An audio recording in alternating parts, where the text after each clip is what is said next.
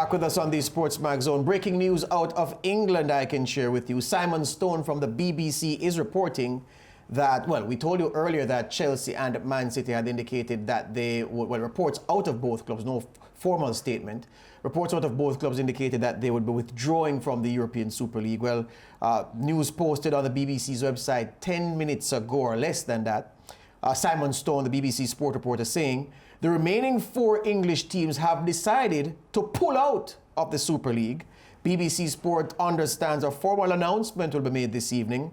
The move comes at the end of a seismic day, which had already seen Manchester City pull out, with Chelsea due to follow suit. So that's the big breaking news out of London this evening. The BBC, headquartered in London, is reporting that what this would be in all 6 of the English clubs in the ESL are out. Well, we pick up our script because amid pressure from fans, English clubs, Man City and Chelsea, have backtracked on their commitment to the new European Super League. We told you all of that. And we also told you that at the start of this week, 12 of Europe's biggest clubs, in case you came in late, Man Utd, Liverpool, Man City, Arsenal, Chelsea, Spurs, Barca, Real Madrid, Atletico Madrid, Inter Milan, Juventus and AC Milan agreed to form the ESL, which would be a new midweek competition intended to rival the Champions League. But as we told you, City and Chelsea indicated that they would be out, and we just told you that the BBC is reporting that all 6 teams will withdraw from the ESL. Now, ahead of Chelsea's EPL match against Brighton earlier on this Tuesday, approximately 1,000 fans gathered outside Stamford Bridge to voice their opposition to the ESL. Meanwhile, the chairman of Manchester United, Ed Woodward, and the president of Juventus, Andrea Agnelli, both resigned from their respective posts amid the fallout from the ESL. An executive committee member of UEFA and president of the Danish Football Association, Jesper Muller, has suggested that those teams who declared themselves founding members of the ESL could be expelled from UEFA. Muller says, there is an extraordinary executive meeting on Friday where I expect the 12 clubs to be thrown out. I think that we, who love football, have had it. Someone has to draw the line and to find out which way the clubs should go. We owe it to our fans and everyone who loves football. The clubs should be thrown out, and I expect it to happen on Friday. Then we will see how the Champions League will finish. Meanwhile, our England-based football correspondent Simon Evans, reporting for Reuters, is reporting that a court in Madrid has prohibited UEFA and FIFA from stopping the launch of the Super League. Maybe an exercise in futility now. This is what Simon Evans tweeted. Madrid court makes preliminary ruling prohibiting UEFA and FIFA from stopping launch of Super League, according to a document that Simon would have seen. He continued, the Madrid court ruling also says UEFA and FIFA must not impose sanctions on clubs or players until the court has fully considered the Super League case. Well, Ricardo Fuller is with us. Joining us as well is Brent Sancho, the former Minister of Sport in TNT, a man who also played professionally in Britain on the British Isles, to talk about this thing. Brent, Ricardo started the game. You are coming on in the second half, so we're passing the ball. We're passing the ball to you early. Super sub. Yeah, Brent, as a businessman and ex-footballer, what do you make of all this? And I wanted to talk to me from the perspective of the latest news that effectively all 6 of the English teams are leaving. You need to unmute your thing, Brent. Sorry. Are you hearing me now? Sorry. Yes, sir. Yes, sir.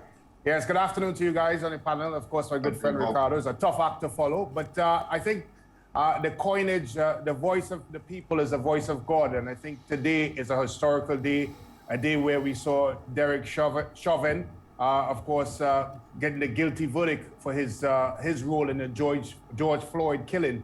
And of course, the voice of the people here are the fans of Chelsea, Man City, and the other English clubs and clubs around the world that was part of the Super League, expressing their dissatisfaction in this expressed European Super League.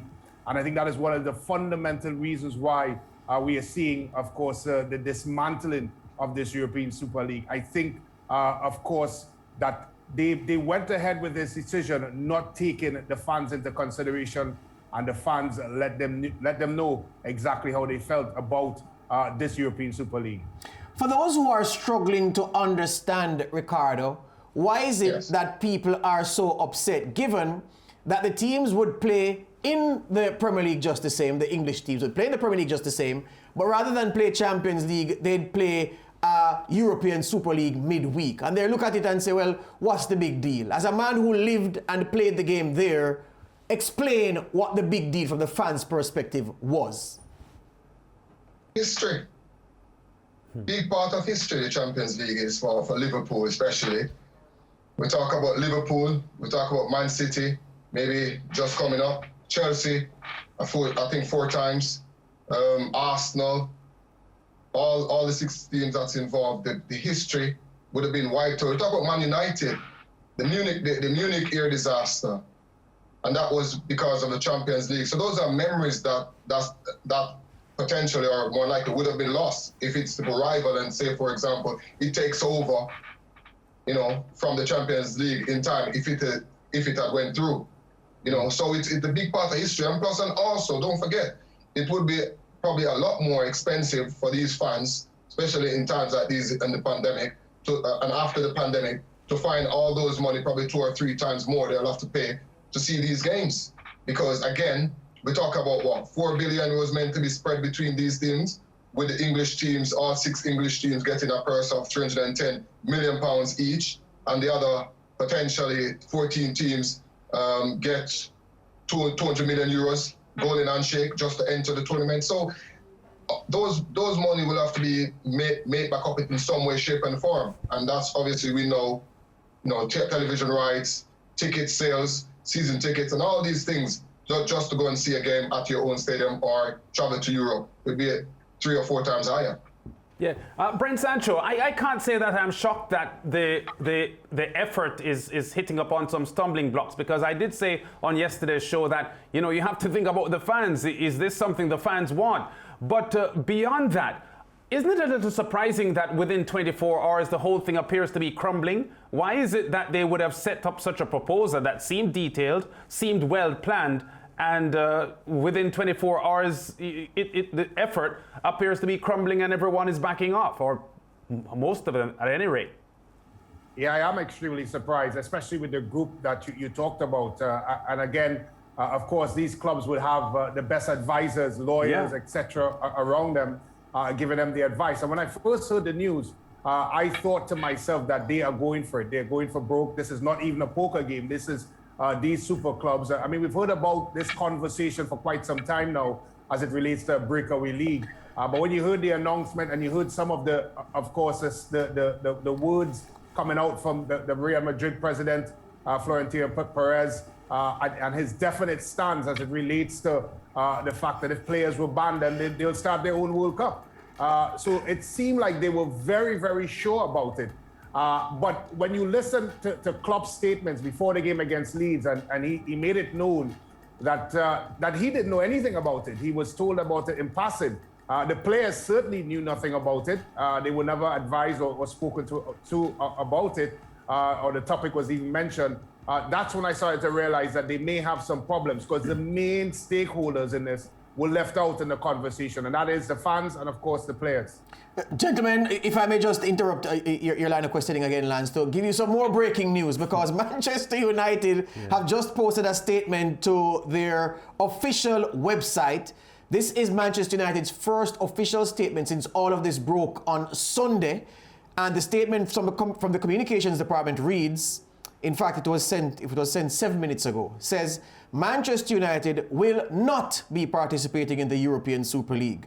We have listened carefully to the reaction from our fans, the UK government, and other key stakeholders. We remain committed to working with others across the football community to come up with sustainable solutions to the long-term challenges facing the game. So with all that said, with all that we've heard from journalists working this story, and every journalist worth his or her salt in the UK especially is working this story, whether hard news or sports journalist, we've heard that teams have indicated that they will withdraw. This is the first official statement we're having from any of the Dirty Dozen, any of the Big Six, well, the big 4 plus Spurs and Arsenal. This is the first we're hearing from anybody officially that they will not be participating in the Super League. I commit the statement to you, Lance.